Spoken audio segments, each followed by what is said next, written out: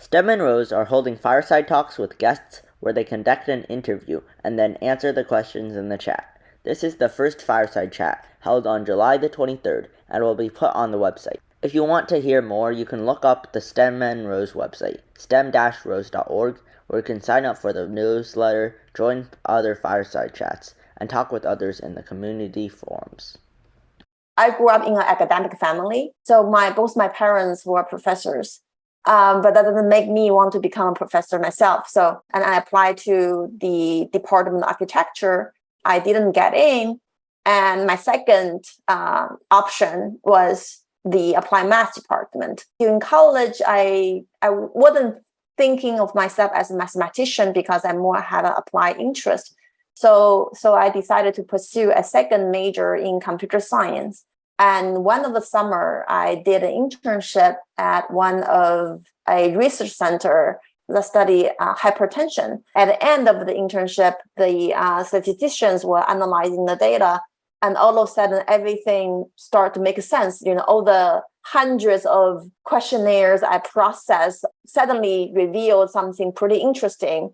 So I decided that would be something that I would like to do. So I decided to apply for graduate school in statistics. I did an internship in one of the pharmaceutical company and realized that I actually enjoy doing research in the academic setting more than in the private sector. So I decided to become a professor. I don't have a very proactive ambition. I don't have big dreams in a way that I don't always know what I want. People will say, what do you want to do when you grow up? And then I found that to be a very hard question to answer. What I do is I found out what I do not want. I know things I like, things I don't like. So I use those knowledge to motivate me. For example, when I was in the pharmaceutical company, I enjoy the science very much.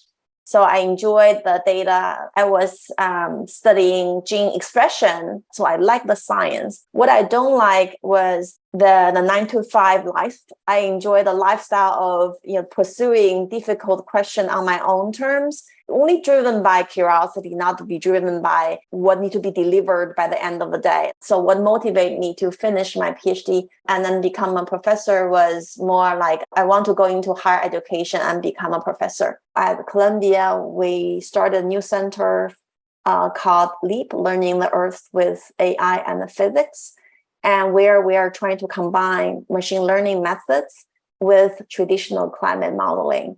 The project that I am exploring right now is how do we use machine learning to identify differences between unexplored area in climate modeling that are not accounting for dynamics we see in observational data.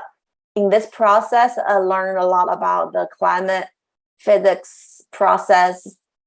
So the spatial temporal models try to model the dynamics on a network through a latent and hidden vector. So the way to think about it is we assume there is a social distance, a social space or social hierarchy among the individuals. A cohort of mice are living in the same atrium for 21 days, and you get to observe their social interactions.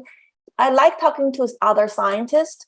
I enjoy having good problems. Found a lot of discipline, humanities, social sciences, natural sciences fascinating. The best part of being a statistician is you get to play in everybody's backyard. Currently, I'm working on a project about breast cancer, about sustainability, ecology, plants. So my inspiration comes with all the fascinating research that people need statistician for. I have not think about quitting statistics. First of all, I like good problem, but also I tend to believe everything is difficult if you want to become really good at it. I enjoy being a statistician a lot, so I do not mind things get difficult and challenging from time to time. I actually enjoy learning difficult new materials, and then that keep me going. So I have not being told comments referring to my gender directly. What happened more often, comments that seem to be distracted by the fact that I'm different from other people in the room, right? For example, sometimes I get comments at the end saying, I really like your presentation. They're very pretty. At first you will say that's a compliment, but it does trivialize the presentation you just gave. You start talking about research, and you cannot imagine they would say the same thing to a member of the majority group saying your slides were really pretty at the first as a first comment they made. Forgot that the content is more important, and they somehow unconsciously it was okay to make such comments. I do a lot of DEI, diversity, equity, and inclusion work. We want to bring awareness to such comments and how hurtful when they become systematic.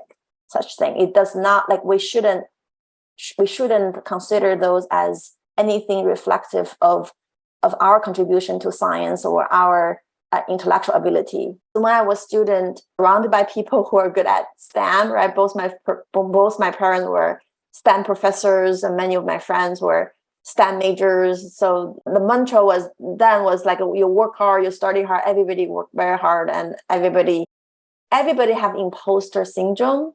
That sometimes you think that people really think you're not as good as what people think you are. You feel you're faking it. You feel you just have this lack of confidence that you also have this fear that people will find out you're not as good as you appear to be. One thing, as junior faculty, as a young professor, when I go to those workshops that designed for young faculty like myself, they talk about the imposter syndrome. So I think that was really helpful. Then you find out nearly everybody, even the most famous people, have imposter syndrome. That's just part of human nature. Then you realize that there's nothing wrong with you, more of you're just being human. Then you will find out how people cope with that. Things like this, such webinar, like such fireside chat, workshops, just talking to your friends, realize that there's nothing with what you're experiencing is part of the process, is norm, is part of something everybody is trying to deal with, would be relieving. Work is part of life. So how can you balance a part of something with the whole? So it's a tricky topic to discuss. In the beginning was my own desire to pursue a lifestyle that allows certain flexibility that really mix my professional life and personal life to the utmost extent.